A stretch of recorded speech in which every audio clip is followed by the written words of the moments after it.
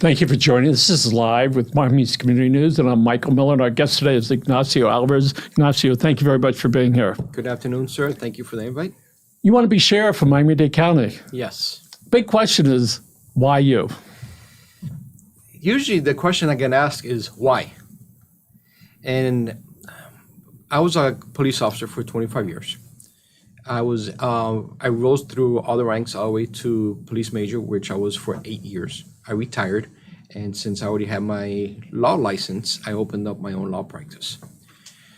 Earlier this year, I was looking at the race, and I wanted to see if there was anybody that I can support, anybody I could get behind, anybody I can assist in this campaign. And what I realized was there was nobody that had registered or is thinking about registering that could be sheriff day one. So that's why I jumped in, because this is such an important position. The next sheriff will dictate where we are at for the next 10, 15, 20 years. So right now there's a director who's an employee of Miami-Dade County. Correct. It's been some 50 or 60 years since there was a sheriff, right? So this is the first time in decades that it's going to be an elected position. That's a big deal. Yes, sir, it is. How does the size and responsibilities of the Miami-Dade County Police compare to other counties in the state and throughout the country? It's one of the largest departments in the southeastern United States. It has approximately 3,200 sworn officers, another 1,300 civilians, equaling somewhere between 4,500 and 4,600 employees. It's a big department, and that's not even including corrections. So it's one of the larger departments in the United States. It's a pretty big job. Yes. Now, you mentioned that you were a lawyer. When did you go to law school? Education has always been very important for me. When I became a cop, I was 21 years old. I was excited. I have my AA degree, and I was working the streets, having a great time, working undercover. And I soon realized 3 or 4 years in that if I want to grow and I want to be something, I need to have education. So I started back in FIU, got my bachelor's degree, got my master's degree. And then right around the point that I became lieutenant, I went back to law school. Not back, but I started law school, and I completed law school in 3.5 years. And that was at? That was at MDPD while raising a family. But school was at FIU? No, the school was at Nova Southeastern University. I graduated with my master's degree from FIU, and then went to Nova for my law degree. So again, you when you looked at the potential candidates for the sheriff, the list that you looked at in the conversations, it didn't really impress you. This is a brand new position. We need somebody who can go in day one and have experience in the department, know all the members of the department, senior staff, know how all the different units in the department works, who can go in and immediately make the necessary changes and operate it. There was nobody there. And when did you retire from the police? 2017, December 2017. That was just a few years ago. Yes, sir. You don't have to say sir. You could if you like, but Michael's good. Michael, okay. So we know that during election time, and we can see local and throughout the country, people get really anxious, they get stupid, and they say crazy stuff. We're anticipating a pretty vigorous campaign from all the candidates. Do you have an idea of how many initial candidates there are going to be? It could be anywhere between 10, 12, 14 candidates. Some may drop out, more may jump in. It's going to be an interesting race. And this is a real paying job. This is not a make-believe job. This is the real deal. Correct. In charge of 3,200 people plus. Plus. What's the budget going to be then? This year is $980 million. Oh, just my on goodness. The police department side. Almost $1 billion. Correct. The county's budget now is about $12 billion. So how does that money, how does it flow, will it flow to the police department as compared to now? That's a good question. The way it's going to continue flowing, it's going to be a decision by the county commission, the mayor, when they decide the budget every single year. So it'll be my job as a sheriff to be able to present our goals for that year that we're discussing the budget, present our budget, and work with the county commission, the mayor, to get it approved. So first responders, whether they're firemen or aides or policemen, that's pretty important to most of us. And if you ask people what they like about county government, you know what? Right on the top of me is health. That includes the police. It includes, the transportation to the hospitals. there are about 34 cities that have their own police departments. Correct. So could you explain to people what your position is under the law of those particular cities? The sheriff has three general services, the sheriff's office. Number one, you're providing police services to unincorporated Dade County. Number two, you provide special services to the cities. It could be robbery investigation, murder investigation, auto theft, fraud cases. And three, you provide sheriff services. What are the sheriff services? Court services, training bureau, warrants, the traditional services that the sheriff's offices provide. So for the most part, the day-to-day operations of the cities are run by that particular city's Correct. Police department. There are some cities that it's still run by the county, but they are marked with the particular cities. Correct. So one of the things that we understand that's happening is we as a country go through phases of loving the police to hating them.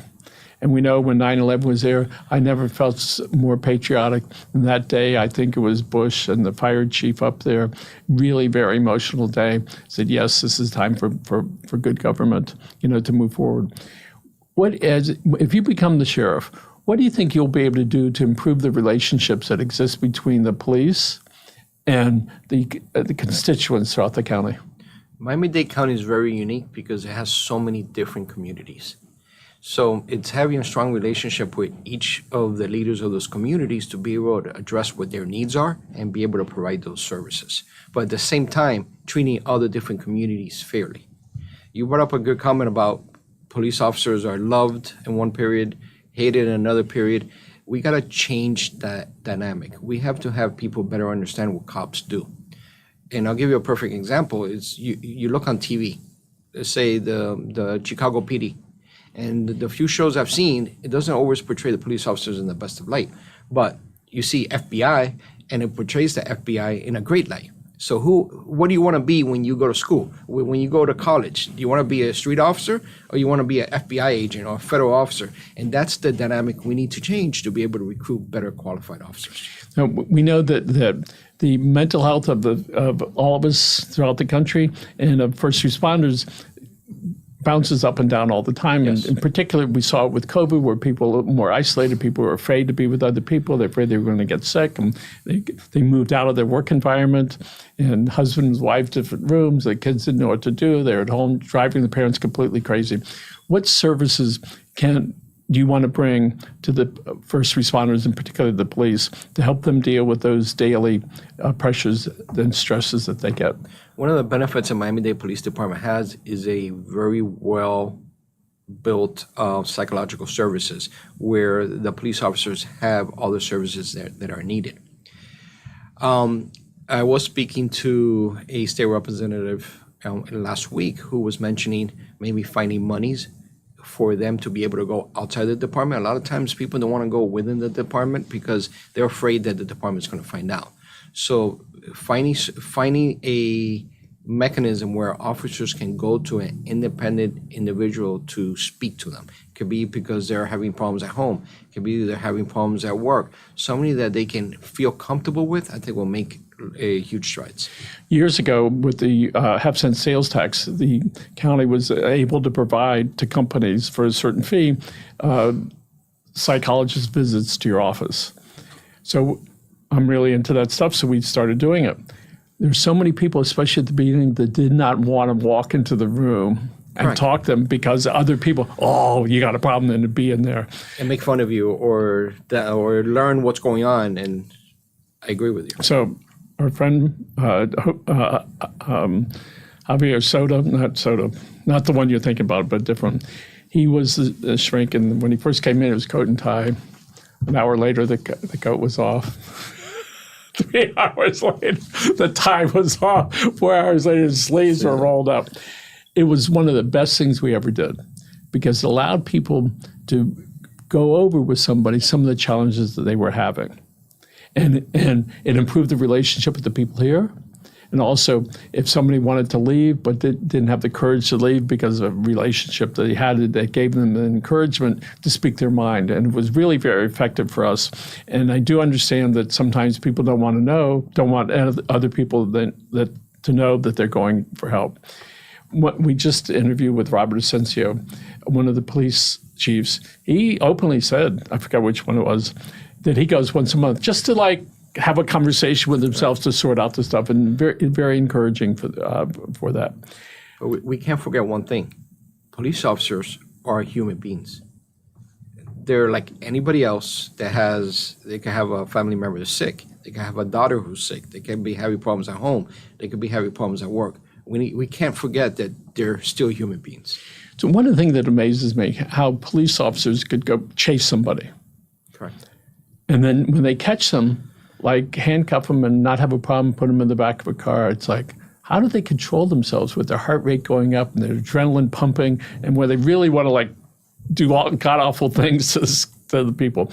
What is that training like, so that when it happens, how they can be aware of it and not hurt somebody? It comes down to training. We have to teach those officers, number one, to be able to be aware of your emotions. Number two, have other officers watch out when there's an officer that might be acting emotional and have them separated away. But number three, we train our officers that the second handcuffs go on, it stops. Game over. Nothing else. So it's all about the training and working together to watch out for each other. Because again, we're human beings, and sometimes we may be upset. Sometimes we got to work in an upset mode. So we need to be able to control each other as well. And that's ongoing for the policeman. It's not just get through boot camp and then that's it. Or it could be one of the things that we created while I was in the training bureau was programs to be able to have stress release. Could have been learning how to dive, learning how to go on long bike trips, things that you can do on a regular basis to be able to distress as a police officer. That's terrific that program is there for people. Let's talk a little bit about firefighters, if we could. Yes. So explain how programs that are in the police department and they can be enhanced can also be accessed by the firefighters. I think that's an excellent idea. I know that we do work together on various projects. For example, we have a paramedic on the SWAT team. So when there's an active shooting scene, that he can immediately provide medical help. So it comes down to being able to have that relationship between the sheriff and the chief of fire and create those programs where they can work together. And that saves money as well, and we can share resources. Now, so sometimes when you'll see that the bad guy winds up getting hurt and the fire rescue guys come and they put him down on the dolly and they take him to the hospital. And the policemen are all good with it. I'm thinking, here's the guy that an hour before was giving the policemen a fit. Do a lot of the arrestees, do they like calm down once they realize, listen, you're not getting away? Some do, some don't. Some will act violent all the way till you take them to jail. And some, once they're handcuffed, it's like okay, you got me. Like a relief comes over them. It all depends on the individual. One of the things we do know with little kids, if they can be exposed to some of what goes on in the police and with the firemen, they get a better understanding. 55 years ago, Judge Robert Deal took a group of us to the jail. We're kids. Scared straight. Scared straight. Boy, I'll tell you what, scared straight. It was wonderful. And I remember it to this day. It was like, oh, yeah. Oh, it was stunning. Another thing, I used to be in the medical arena. There was a Charlie Tate was his name, was MD. He was a pulmonologist at Jackson Memorial Hospital. He showed us formaldehyde filled with smoker's lungs and one without. Guess what? I stopped smoking right then. You don't forget that. And so what are some programs that you'd like to introduce so that our younger people can understand what happens? When you look at crime, usually the crime occurs early afternoons and over the summer. That's because the kids have nothing to do. So we do need to create programs where they're staying busy, where they can do join the department through the Boy Scouts that you can come in and do different events for the department, or do events at the local parks with the neighborhood resource officers and do sporting events so they can stay busy. Working with the schools to do after-school events, and over the summer even give them the opportunity to work for the police department on a volunteer basis or on an income base, depending on the budget, so they can see how the department works and they're not on the street with nothing to do. So we know there used to be a school right down the street from us, and when school was off, they'd be like, or they escape from school over here, they'd be going by, cars get vandalized all the time. So we wound up sitting out front, right? And then we'd watch them, make sure they got by, right? And so we get that. When they're in school, all right, it's not a problem. When they get out, if you have nothing to do, you're going to find something to do. Yes. So it's keeping them busy is the ultimate goal. And so let's look at number of women that are hired and work for the police department. Do you have the percentages of those? The last number I remember was in the 20-30% amount. And are there efforts to get other qualified candidates? And what does that effort look like? That includes women and men. It's just not for women. We need to do a strong effort for all the different ethnic groups. Yes. When you're in Miami-Dade County and you patrol in such a diverse community, you have to make an effort to have a cross-representation on your department to be able to communicate with those different communities. And that is so essential. One of the things I've learned in doing this for years is that people look and they say, I can identify with that person, that person, that person. Correct. And I think that's important. Years ago, when I used to go to breakfast, same place every day. And then I started telling people, why don't you come over on Tuesday? Well, one day, 40 people showed up, including the mayor. She said, you know, Michael, there are only 3 women in this group. And I said, I know that, and I'm going to do better. And I said, this is my default group. And so one of the things that we have to do as human beings is create a new default group, because otherwise you're going to get people that you hang out with. And I don't go to breakfast with women at all. I'm not going to get into a problem. And so we went out of our way to invite more people that would look different than me. And one of our recent breakfasts over there, Wilbur Bell, who happens to be African-American, stood up. He says, I was in the Coast Guard, and this is like the Coast Guard. There's everybody from around the world is in this room. And it was a real tribute to recognize internally how we do that and how we need to reach out. I agree with you. And so tell us about some effort in the Haitian and African-American arenas, what the police department and or the county's doing to say, our doors are open, come see us. You know, with the Haitians and even with other Latin American communities, they're so scared of the police department. They're so scared from their own countries, their experiences, which were very negative with the police department. And when they come here, they automatically transfer that experience to dealing with us. So it comes down to reaching out to those different communities, going to the churches, going to the different community meetings, and creating that relationship with the police department so they can start realizing, okay, these guys are professional, these guys are good, these guys are here to help me. Let's create that relationship.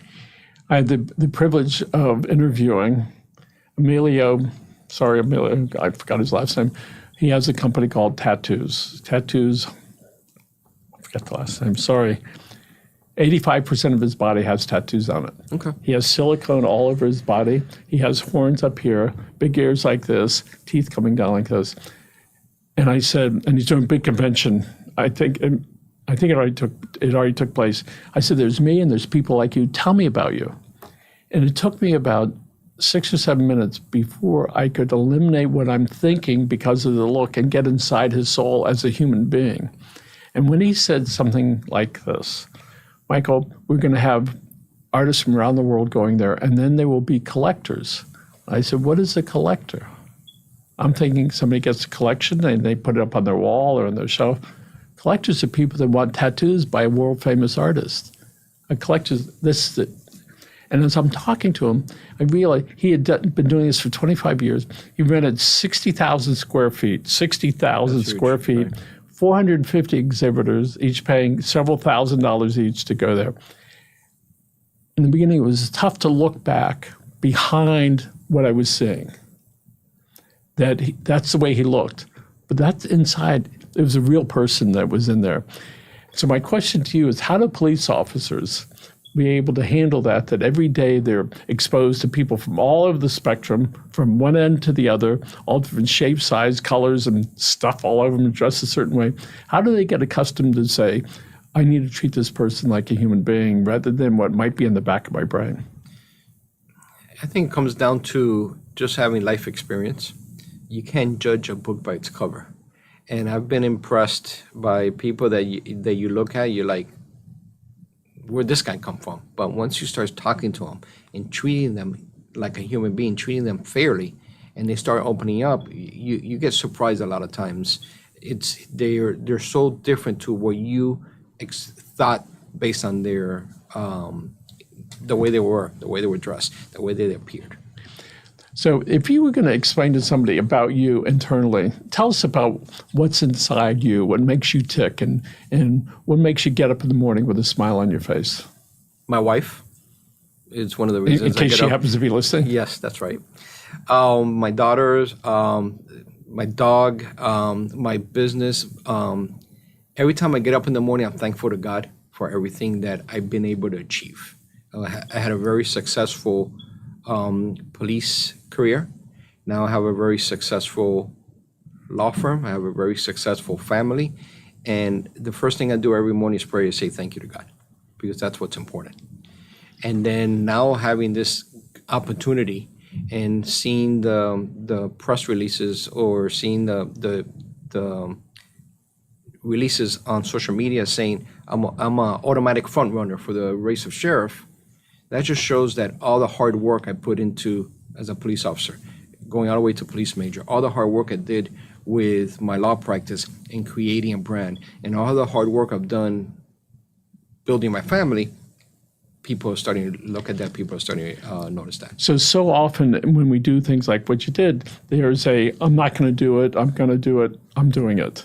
It's sort of like being on the ready, set, go on the starting line. So what was that like, the moment that you said, okay, I'm doing it? Let's do a little bit before, but there was a time when you said, I'm going to do this. Tell us about that particular moment. I've had a lot of experience in working on different campaigns, and you either have the individual that just jumps out because they say, you know what, let's do this. Or you have the individual that says, there's a serious issue here, but let me make sure that people are going to be interested in my candidacy. Because I do have a pretty good business going on right now, a thriving business. I do have a family. I need to make sure that when I make this jump, that it's going to be well received. And what I've done over the last 3 months is I've met with political leaders, I met with community leaders, I met with family, I met with my clients, and I got their input, and every single person was positive. And when I saw how much people wanted me to do it because they love my background, they love my experience, that's when I sat down with my wife, we discussed it, and that's when we made the decision to run. When you sat down with her, was it at that moment that you said, okay, I'm going to do it? It had to be a co-decision, because it's going to affect us both. And when she was on board, I was on board. This is a mammoth job. Yes, it is. Are you up for it? Yes, it is. Yes, I am. I know it's going to be a 24/7 job, but again, I bring a level of experience both in the police department and now as a lawyer on the other side of the law, where I can be sheriff day one, minute one. There's not many people out there that are running for sheriff that can say exactly that. That election is next November. That's the final day of the election. So in a year and a month from now, is there a primary in this? Yes, sir. And when is that? August 27th. August. So in little less than that, there's a primary. Then It's going to get down to a couple people. Correct. And Republican versus Democrat. Oh yeah. Okay. So it's going to be a partisan race. I don't think that we should be adding an R or a D to the next R name, because no matter who wins, we're going to have to serve the community, all the community. So we see quite frequently that the head of these departments wind up doing going to the news media, or the news media going them and asking about different things that are going on in the department, especially if there is a shooting. You ready to do that? I do it now. I get called a lot by the local channels to give my opinion to various incidents that happen in Miami-Dade County. So I'm already doing it. So what are some of the things that we can do as a community to try to reduce violence, as one, to how to reduce gun violence, to how can we manage the use of drugs a little bit better? I do a lot of community talks. I go out to the community, I go out to the Coral Gables chambers, I go out to answer this exact question, and my very first question in return is the following. Where is it you live? Tell me what crime is going on. Oh, no, and what they're saying is what they see on TV. Then I have them go into their local police department and pull up the actual crime that's going on in the neighborhood. And 9 times out of 10, they're surprised. And why is that important? If you know what's going on in your community, then you could be watching out for that. You could take preventive measure. Sometimes you think because you see a violent crime on TV that there's shootings going on. The reality, what's going on in your neighborhood are car break-ins. So lock your doors, lock your cars, take the expensive items out of the car, and you can lower your chance of being a victim. I think that's the very first thing we need to do as a community is the police department needs to get that message out, and the community needs to have a better understanding about what's going on in their community. And certainly with the media being in the shape that it's in, meaning there are thousands of ways to get information, sometimes we'll take what's going over there and bring it in. Just like somebody calls, wow, there was something in Miami, there was a flood. I say, yeah, it's 20 miles from us. Correct. There's no flood here. Some people were breaking into our mailboxes. The mailman tells us about it. So you know what we do? We put up one of those cameras. Correct. You're on the camera, all right? We have a gate. We close the gate now, right, because somebody broke in the car, and trying to minimize that possibility of somebody breaking in. So to your point is understand your community, understand what's going on there. My suspicion is for most of us, it's a whole lot less and a little different than what we see on TV because there's old saying, if it bleeds, it leads. And their job is to get people to watch it or to click on it, all right? And the more violent it is, the more blood there is, all right? The more people are going to watch it. As the old saying goes, nobody wants to watch a safe landing at Miami International Airport. We got to worry as the sheriff that people have a fear of actual crime versus a fear of the perception of crime.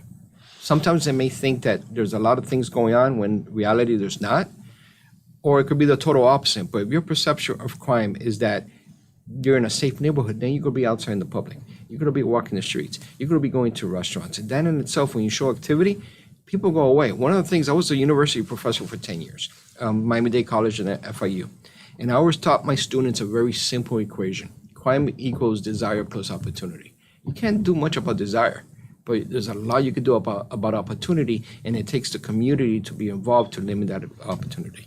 So one of the things we do know is that the sooner little kids are introduced to the police, Correct. the better that relationship is going to be. So I hope should you become elected that you do some really good outreach programs to get into the schools where it matters a lot and say, policeman, policewoman, and to have all the different height, tall, short, fat, skinny, different colors, because then people can relate to that. Madeline Pumieriga, the president of Miami-Dade College, was one of our speakers. When she was talking about the opportunities that are available, there was spontaneous applause, specifically from the women. When she says, you can come here, no debt, you can be an electrician, or you can go to MIT. And she went on, and people called me, Michael, she was talking about me, right? Meaning themselves. I got 2 kids, I'm divorced, my mother's cleaned the house, my father never went to high school. And there was that connection, especially when she said she was born and raised in Hialeah. Now, I know it's been the butt end of jokes for 50 years, but that was the connection that was made there. So I hope that there's some programs that get into our elementary schools or junior highs and our seniors to try to get people, one, to show them opportunities that are available, but also that it shows there's a place for everyone in our system. And there's no reason to fear the cops. Sometimes you see parents saying, if you do something bad, we'll go catch you the cops. No, there's no reason to fear. They need to be able to have the comfort to come to us for help.